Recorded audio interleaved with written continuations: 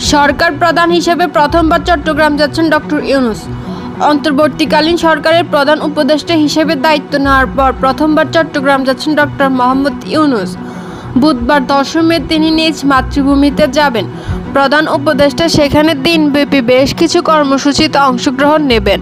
মঙ্গলবার প্রধান উপদেষ্টা উপপ্রেস সচিব আব্দুল কালাম আজাদ মজুমদার জানান, ডক্টর ইউনূস আগামীকাল বুধবার চট্টগ্রাম সফরে গিয়ে সেখানে নির্ধারিত বেশ কয়েকটি কর্মসূচিতে অংশ নেবেন।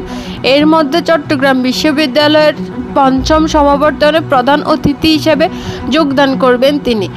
পাশাপাশি তার পৈতৃক বাড়ি আটহাজারী উপজেলার শিকারপুর ইউনিয়নের ভাতুয়া গ্রামও পরিদর্শন করবেন প্রধান উপদেষ্টা। এছাড়া প্রধান উপদেষ্টা চট্টগ্রাম পৌঁছার পর বন্দর পরিদর্শন করবেন এবং বন্দরের অভ্যন্তরে এনসিটি ৫ প্রাঙ্গণে একটি সভার অংশ নেবেন। এরপর তিনি বন্দর ও জাহাজ চলাচল খাতের ঊর্ধ্বতন কর্মকর্তা, বন্দর ব্যবহারকারী বিভিন্ন সংগঠনের প্রতিনিধি ও বাণিজ্য সংস্থার নেতাদের সঙ্গে মত বিনিময় করবেন। সেখান থেকে তিনি যাবেন চট্টগ্রাম সার্কিট হাউসে।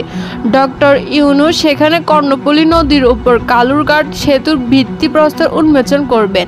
এটি চট্টগ্রাম, বোয়ালখালী ও পটিয়া উপজেলার একটি অংশ সহ কর্ণফুলী নদীর দক্ষিণ তীরে বসবাসকারী বিশাল জনগোষ্ঠীর বহুল প্রতীক্ষিত একটি সেতু।